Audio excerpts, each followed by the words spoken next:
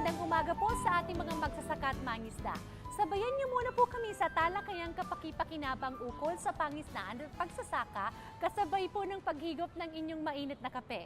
Ako po ang inyong lingkod na Yan Kirer. Ngayong umaga ay pag-uusapan po natin ang iba't ibang proyekto ng Bureau of Soils and Water Management ng Department of Agriculture upang matugunan ang kakulangan sa supply ng tubig ng ating mga magsasaka. Yan ang ating tatalakayin mamaya, kaya tutok lang kayo dito sa Biyaheng Bukid ni Manny Piñol.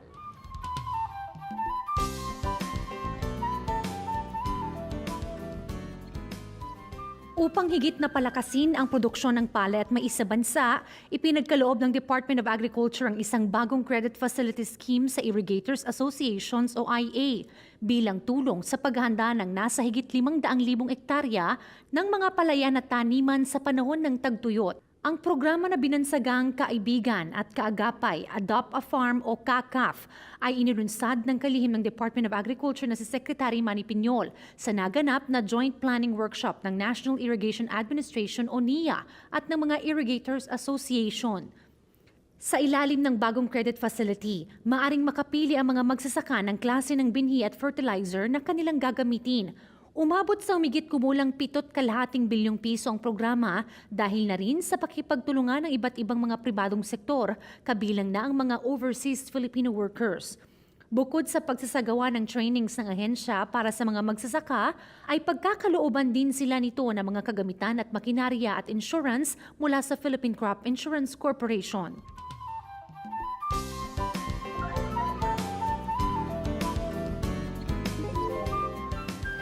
Ang tubig ang nagdadala ng mahalagang sustansya mula sa lupa tungo sa mga pananim ng ating mga magsasaka. Ang sapat na patubig po ay nagreresulta sa maganda at malusog na tanim at masaganang ani. Ang kakulangan ng tubig ang isa po sa nagiging dahilan upang mawala ang sustansya ng lupa na labis na nakakaapekto sa kalidad ng mga pananim at pagbaba ng produksyon nito. Bilang solusyon po sa suliraning ito, handog ng Bureau of Soils and Water Management o BSWM ang iba't ibang small-scale irrigation projects na ating tatalakayin po. Kasama po natin ngayong umaga, Director Angel Enriquez ng Bureau of Soils and Water Management. Welcome back, ma'am.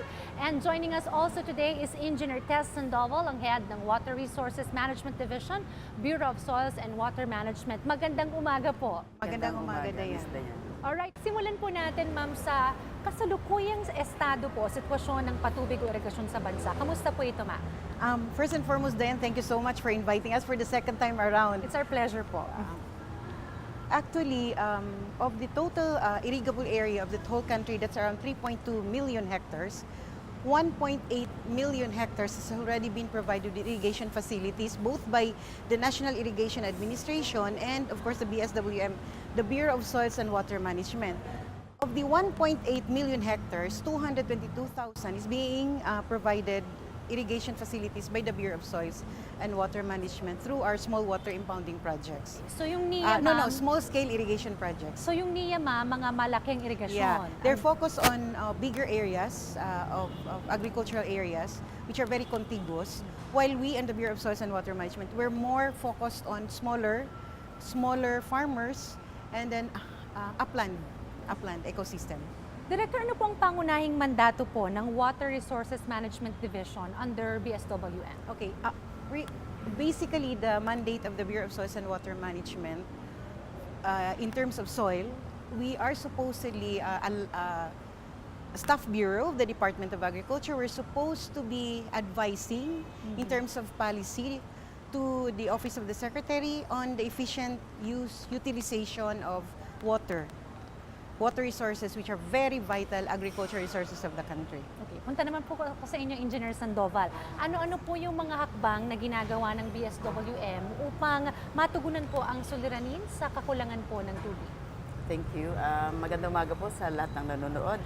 Ang BSWM po ay may mahalagang papel na ginagampanan tungkol sa bagay na yan. Una po, kami ang nagli-lead sa pagpaplano at pagpapatupad ng sinabi ni Ma'am Angel na small-scale irrigation projects or SSIPs. So simula po noong 2013, gumawa po kami ng National SSIP Master Plan from 2014 to 2022 na kung saan bawat region po hanggang provincial level ay may target physical target na different types of SSIP. So yan po ay pinapatupad natin taon-taon at yan po ang basihan ng DBM sa pag-approve po ng SSIP. Ang pangalawa po, ang BSWM din, pag po may El Nino or may prolonged drought period sa isang lugar, ay nagko-conduct po kami ng cloud seeding operation. Kasama po namin dito ang Air Force of the Philippines na sila pong sumasakay sa aeroplano. And then kasama rin po natin yung different regional field offices ng DA at ang concerned LGU. And pangatlo po ay ang pagpapatupad, pagpo-promote ng ating department order, Administrative Order number 26, series of 2007, ang wastong paggamit po ng wastewater sa agrikultura bilang irrigation, at bilang fertilizer, at bilang gamit sa pagpapalaki ng isda. So ito po ay may kinalaman sa pagpapatupad ng Clean Water Act of 2004, RA 9275, na kung saan ang DA po ay binigyan ng instruction na gumawa ng guidelines para sa wastong paggamit ng wastewater sa agriculture. Engineer, nabanggit niyo yung sa El Nino. So, kasi hindi naman natin mape-predict kung kailan ito or meron ba tayong kumbaga recurring season for this? Yes, ma'am. Meron po tayo every year. Nagre-recur po ang El Nino. But dahil po sa climate change, parang dumadalas daw, sabi ng mga scientists. And if ever maranasan man ito ng bansa, handa po tayo? Marami na po tayong ginawang mga measures tungkol sa El Nino. Actually, mas madali pa nga siyang solusyonan kaysa sa flooding. Ang DA po ay talagang handa palagi sa pagdating ng El Nino. Marami na po tayong mga measures na ginagawa, technological, institutional measures para po matugunan ang problema sa El Nino. Punta naman po tayo dun sa scientific processes or measures na meron po tayo sa BSWM. Ma'am, alam natin limitado yung tubig, pero ano po yung mga scientificong pamamaraan para kumbaga hindi po tayo magkaroon ng kakulangan sa tubig? Actually, the Philippines is very blessed in terms of the availability of water. Why? Because number one, in terms of rainfall, we are one of the countries which has recorded the highest. That's around 2,400 millimeters in 1 year. The highest being 4,925 in Mindanao, and also the lowest, which is 925. That's both in Mindanao. We have an average rainfall all over the country of 1,000 millimeters. We have around 521 river basins. And aside from that, we have 5 million hectares groundwater reservoir. Now, with all of this, what is needed is for the efficient utilization of these resources. Paano yun, ma'am? Paano yun? gagawin yun? We in the Bureau of Soils and Water Management, one of the scientific tools that we are applying in order to preserve and conserve water is through our small-scale irrigation projects, such as small water impounding projects, diversion dam, and the like. These are the technologies that we are adapting, we are advocating for adaptation of our small farmers in upland areas of the country. Bahagyang nabanggit na po ni Director Angel yung mga ilang water impounding projects. But can you elaborate that, Engineer Sandoval? Yes, but before that, gusto ko pong dagdag sa isang scientificong pamamaraan ng pagtitipid ng tubig. Ay pong ginagamit sa palayan ngayon na binuo po ng IRI at saka fill rice, yung pong alternate wetting and drying. Na hindi po kinakailangang flooded ang ating rice fields. Po pwede pong basta may moisture at mabubuhay po ang ating palay na hindi maapektuhan ng kanyang produksyon. Makakatipid po tayo ng 30% ng tubig. At ito po ay bagay na bagay doon sa mga pump irrigation system na kailangan pong bumili ng diesel or gasoline. So malaki po ang matitipid kung gagamit ng alternate wetting and drying. Actually, meron din po tayong administrative order tungkol dito. Hindi lang po masyado napapatupad din siguro. So, kailangan ng strong implementation po ng administrative Actually, order. may ginagawa po tayong mga demo farms tungkol dito para maipakita sa mga farmers kung gaano ka-epektibo itong pamamaraan ito sa pagtitipid sa tubig. Kamusta naman po ang reception po nila ng mga Okay naman po. sasaka po natin doon? Natutuwa naman po sila kasi may tools tayong ginagamit para masukat nila na mayroon pang moisture ang lupa. So, dapat lang po mas maengganyo pa natin yung mas maraming... Mas malawak na pagde-demonstrate at pagpapaalam sa mga farmers. Tungkol po dun sa pangalawang tanong, kung ano pa yung ating mga SSIP. Yes, ma'am. So, ang una po nating SSIP, pinaka-popular, at ito po yung 1970s ginagawa na ng BSWM bilang Soil and Water Conservation Facility, ay ito pong SWIP or Small Water Impounding Project. Ito po ay isang rainwater harvesting facility na kailangan nating maka-create ng reservoir. So maglalagay po tayo ng earth dam sa pagitan ng dalawang bundok para maka-create tayo ng reservoir na siya pong mag-harvest, magtatrap ng direct rainfall at saka po yung runoff na dumadali sa bundok. Ma'am, mamaya nyo ituloy yung ilang pang mga water management projects under BSWM. Huwag po kayong alis, patuloy po ang ating talakayan sa pagbabalik ng Biyaheng Bukid ni Manny Piñol.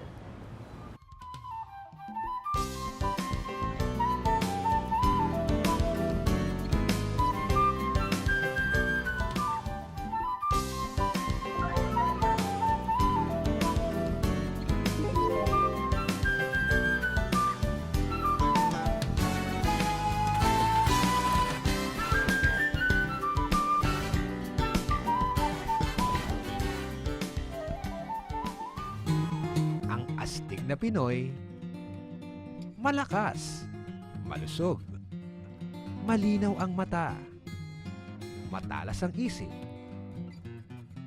matibay ang puso, malakas na pangangatawan, laging palaban. Ang astig na Pinoy, kumakain ng gulay. Ang pamilya ko, mahirap masatisfy sa pagkain. Kaya ang solusyon ko, all-around cassava. Pampalusog sa health conscious, ulam para sa mapili, dessert para sa lahat. Sarap pa. Kasagana sa sustansya. Napatunayan pampababa ng kolesterol at pangalis na stress. Parang laban din sa rayuma, fever, headache, at marami pang iba. All-around cassava. Kasagana sa sustansya. Kasarap-sarap pa!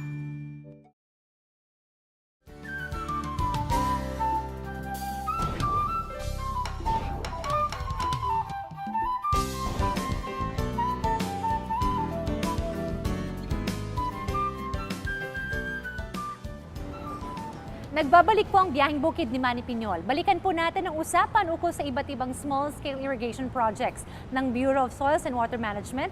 Kasama pa rin po natin Director Angel Enriquez at si Engineer Tess Sandoval. Alright, Engineer Tess, nabanggit nyo kanina yung tungkol sa sweep. Ano pa po yung iba pa pong SSIP? Marami pa po. Meron kaming diversion dam. Ito po ay concrete dam na may height na 0.5 to 3 meters. Ilalagay po ito sa mga ilog na may continuous flow throughout the year. Kasi ang trabaho lang po nito ay itaas yung level ng tubig at i-divert yung flow doon po sa service area na kalapit. So katulad po ng sweep, ang diversion dam po ay community managed. So ito po ay pag-aari ng maraming farmers, at least 15 farmers na may 15 hectares sa service area. At sila po ay ino-organize ng BSWM into association. Ang tawag po namin ay SWISA. At nire-register din po namin sa SEC or DOLE. Okay. So ang susunod po ay yung ating small farm reservoir. Ito po ay individually owned. Pero sinasubsidize po ito ng ating gobyerno sa maximum na 50,000 per hectare. So ito po ay individually owned by a farmer. So ito po ay popular sa Central Luzon, especially sa Bulacan at Tarlac. At ang kagandahan po nito, ang farmer ay may flexibility sa operation and maintenance kasi wala siyang isasangguni sa ibang members. Dahil dahil individually owned. ownership yun. But ngayon po, pinapayagan din na magkaroon ng SFR ng 3 to 5 farmers na ang katumbas din ay 3 to 5 units. Okay. Yung po ay kung nasa maayos na lugar at kung sila po ay magkakapatid or alam niyo na, walang magiging away. Alright. Itong mga small-scale irrigation projects ninyo, Director, libre ito. Nahandog It's a grant. ninyo sa mga komunidad. It's a grant, Full but there grant. are requirements. Number one, they have to submit a letter of intent. This will be submitted to the Department of Agriculture Regional Field Offices. And then after we receive their letter of intent, magko-conduct kami ng site validation. It's a collaboration between the engineering group of the regional office and as well as the Bureau of Soils and Water Management. After which, if they would be able to qualify based on the technical requirements, it will be considered for funding. Now, this is a grant, meaning at 300,000 per hectare for a sweep development cost. The LGU will be able to be granted as high as 50 million. Wow, malaking So it's halaga a grant. ito, So ma'am. there's really the challenge now of the LGU to maintain it and to be able to ensure that this will be used by the farmers Tama. for increase in productivity. Okay. So kapag nabigyan na sila ng grant, ma'am, dapat ilaan talaga nito para dun sa mga kapakanan ng mga magsasaka Yes. natin. Yes. And they are the ones to monitor kung na-implement ng maayos. Actually, the implementing agencies, the regional offices of the DA, the Bureau of Soils will be providing technical assistance during the construction. But however, during the turnover, there will be a memorandum of agreement between the Department of Agriculture Regional Field Office and of course the concerned LGU, wherein the sustainability aspect is provided on the memorandum of agreement. Because this is a grant, oftentimes the LGU will forget, because it's a grant, they will not feel accountable to it. Naku, But okay. we would like to advocate to them that this is a very important and significant irrigation facility which could probably be instrumental of the inclusive growth within the area. Ayun, tama. At saka importante rin talaga yung papel ng mga LGUs, ano ma'am? Yes, ma'am. Kasi sabi nyo nga grant ito, sila ang magmamonitor, sila ang kumbaga titingin kung nai-implementa rin ito ng maayos. At nabanggit nyo dapat talagang matulungan ang ating mga Yes, because magsasaka. there are maintenance costs over the years. Maintenance costs is to be provided and it is part of the memorandum of agreement. Alagang-alaga naman pala sila, ma'am, Yes. ng DSWM at Yes, we NDA. agree on that. Yes. Alright. Ma'am, nabanggit na bahagya yung mga benepisyo nitong SSIPs. Pero paano talaga ito makakatulong sa sektor ng agrikultura? Bago ko sagutin yan, ituloy ko pa yung ibang klase ng SSIP. Okay, Meron ma'am. pa. Sige po. So meron pa rin tayong spring development. At ito ay bagay na bagay sa mga islands, sa mga bulubundukin na kung saan maraming spring. So concrete tank lang ito at lalagyan po natin ng mga valves and hose. Okay, ito ay pwedeng pagmamayari ng 3 to 5 farmers. At meron din po tayong pump irrigation system. Ang pinaka-popular po dito ay yung shallow tube well na kung saan kailangan po nating mag-drill at maglagay ng tube well na 20 to 60 feet. At lalagyan po natin ito ng pump set. Usually diesel engine at saka po bomba na D4. So, among those project or SSIPs, ma'am, talagang nakadepende sa site kung ano yung nababagay sa Yes, kanila. exactly. Okay. Kung ano po ang appropriate doon sa site. So, kailangan, importante talaga yung site validation so, pag nag-request sila. So, may shallow tube well po tayo, meron din po tayong pisos, pump and engine set din, pero sa ilog or sa lakes kumukuha ng tubig. At ang ngayon po, pinaka-popular since 2010, gumagamit na po tayo ng renewable energy sources like yung solar, wind, at saka po yung moving water. Ang dami palang options Marami, and opo. choices. So, kailangan lang talaga nila pumunta sa regional field offices para po matulungan po yung kanilang area. Ma'am, yung ikalawa kong tanong, paano makakatulong ito sa sektor ng agrikultura? Ang SSIP po, nabanggit natin, ay talagang irrigation facilities. So pag po may irrigation ng isang lugar, especially sa uplands, malaking tulong po ito sa ating magsasaka. Kasi through irrigation, pwede po natin i-intensify yung production. So sa halip na minsan lang makakatanim sa isang taon, pwedeng 2 o 3. Lalaki ang kita. Yes. Okay. At saka po pwede pa sila mag-diversified. Yung iba kasi, lalo sa sweep, pwedeng lagyan ng tilapia. Pwede ring pag-aalaga sa hayop. Meron kami mga sweep na meron mga fingerlings production. So maraming option, maraming livelihood na ipinoprovide ng SSIP. Ayun. Director Angel, any final message to the public? We in the Bureau of Soils and Water Management have been tasked to provide efficient and effective tools for soil and water resources, which are very vital agricultural sources. Ang sa amin lang, nandito kami to provide the service. All we are advocating is that mabisita sila sa amin dito. We will provide them with all the scientific tools and of course the assistance. And we are ready. Always ready. Engineer Sandoval? Gusto lang po namin sabihin din na ang pagpapatupad po ng SSIP ay sa tulong po ng ating mga partners lalong-lalo na po sa regional field offices ng DA at yung po mga concerned LGUs. Alright, thank you very much for joining us this morning. Engineer Tess Sandoval and of course, Director Maraming salamat Angel Enriquez sa uulitin po. At ang ganda-ganda po dito sa BSWM, ang Besko Maraming Presko. salamat. Alright, at ngayon po, ayon nga sa kasabihan, kapag may tiyaga, may nilaga. Ganyan din po sa pagsasaka na pinatutunayan ng mga kababayan po nating nagtagumpay dito. Kilalanin natin sila dito sa Agri sa Agri.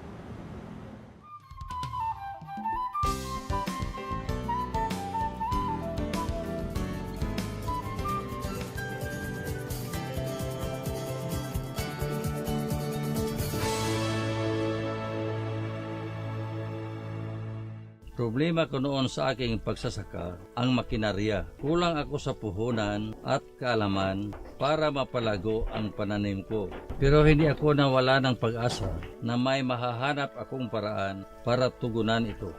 Likas sa mga magsasaka natin ang maghanap ng paraan para mapabuti ang kanilang kabuhayan. Kaya kami sa Department of Agriculture Region 11 at sa Office ng Provincial Agriculturist ng Davao del Sur ay natutuwa dahil sa pamamagitan ng mga programa namin ay natutugunan nila ang kanilang mga pangangailangan. Kabilang sa mga programang sinalihan ko ay Demonstration Farm, Farmers Field School at High Yield Technology Adaptation Program. Nagkaroon din ako ng pagkakataon ng mabigyan ng financing sa pamamagitan ng pagsali ko sa mga kooperatiba. Dahil dito at sa makabagong teknolohiyang natutunan ko, napag-aralan ko ang iba't ibang paksa gaya ng rice culture, seed selection, land preparation, size of seed bed, and seed broadcasting, water management, fertilizer application, at pest management. Kaya naman lumago ang produksyon nila, nabawasan ang gastos tuwing post-harvest, nakagamit sila ng magagandang uri ng binhi at natuturuan pang gumamit ng modernong teknolohiyang pansaka kaya lumago ang kanilang kita. Dahil sa nadagdagan ang kita ko, mas natustusan ko ang pag-aaral ng mga anak ko. Ngayon, dahil sa maganda kong karanasan, binabahagi ko sa ibang magsasaka ang magandang balita tungkol sa paggamit ng tamang teknolohiya ng pagtatanim ng palay. Nagiging epektibong testimonyal na sila ng tagumpay na nakamit sa paggamit ng mga programang inilaan sa kanila ng gobyerno. Kapag ginamit ito ng ibang magsasaka, mas natutulungan nilang maging sapat ang supply ng bigas sa lumalaking populasyon ng ating bansa. Patuloy kasing lumulubo ang ating populasyon, pero hindi naman lumalawak ang mga bukirin. Kaya ang solusyon ay hybrid rice adaptation. Tunay itong makabago at matalinong pagtugon sa modernong panahon natin sa pangunahin nating pagkain.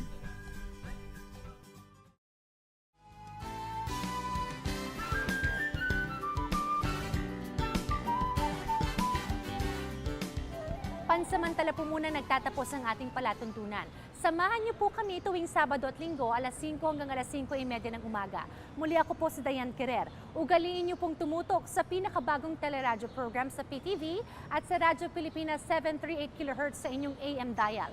Makabuluhang talakayan ang laging hatid namin sa inyo patungkol sa pagsasaka at pangisda dito lang sa Biyaheng Bukid ni Manny Piñol.